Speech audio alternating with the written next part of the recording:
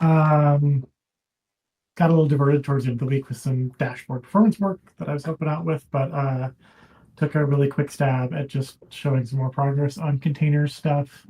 Early this week, did manage to get all the real components mixed into the container rendering. So you can see here, last week when I showed this, we just had placeholders. Now there's actually, I guess, for reference, this is the dashboard laid out in the traditional manner. So I have a couple of just a filter up here and a couple of controls and some charts.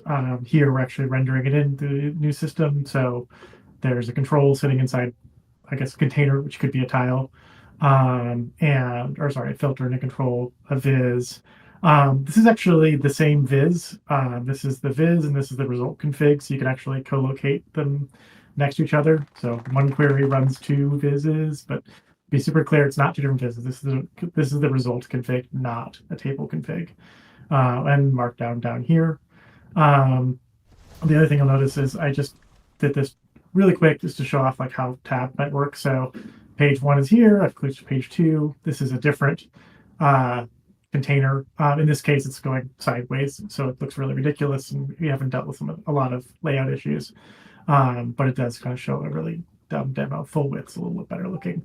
Obviously, we wouldn't want them to fall off like this, but we're just proving out the idea. So there's a bunch more changes that are currently borked, so I kind of pulled back a little bit to do the quick tabs demo. But yeah, containers are starting to get a little more real. Still a ways from productizing, but definitely starting to understand the shapes we want to do here. And big props to Jared and Sarah for chatting with me about various challenges here. Yeah, more. This is awesome. Real quick question. How close is this to the idea of like componentizing the dashboard? Like, is the work that we're doing here feeding into that? Is it completely different work? Like, help me understand that. What do you mean by component? Like JavaScript embedding. And it starts Like someone wanting to take a container, not the dashboard, and stuff like that. Yeah, it's not going to give us that out the gate, but it starts to. It's definitely changing our code to make that more possible. Is I guess Cool. the long answer. There'd be a lot to do to make that happen that we won't do just to do this. But I do think that's a feasible path we can go down. You know, if that makes sense. It's not. I mean, the funny thing is, I'm doing a lot of that inside our code base. The main thing would be like lifting up stuff that's inside of our code base to be able to hand it to somebody else to use it. I don't think that's wildly difficult. We're nowhere near the challenge that Looker had to do that because our code is just much more modern. So yeah, I think that's feasible.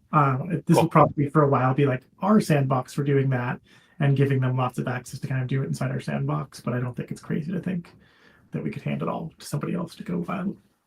Awesome, helpful. Thanks. I think we should also just be really careful to not tie ourselves to the expectation that exactly the thing we use in our production app is the thing we'd want to use for like an embedding framework.